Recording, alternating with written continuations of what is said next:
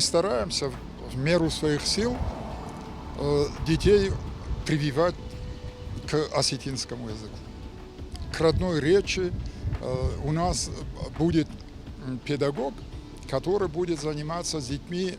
Еще каждый, вот за 18 дней в программе отдыха предусмотрены 4 экскурсии. Это и детская железная дорога, вплоть до мертвого городка. И один день мы посвящаем, мы их возим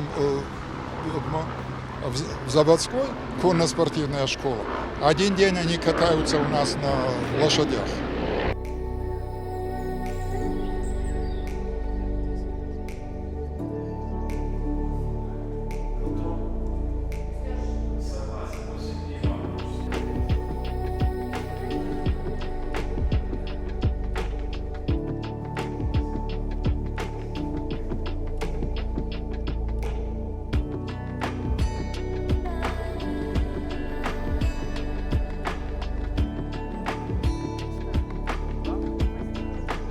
У нас работают отличные педагоги, психологи. Мы возим детей в различные центры развлекательные. Это также музеи, это планетарии, в кинотеатры, в бассейны и так далее. То есть делаем все для того, чтобы детям было интересно, радостно, а самое главное полезно. Поэтому речь, конечно, идет больше о социальных услугах, которые мы предоставляем.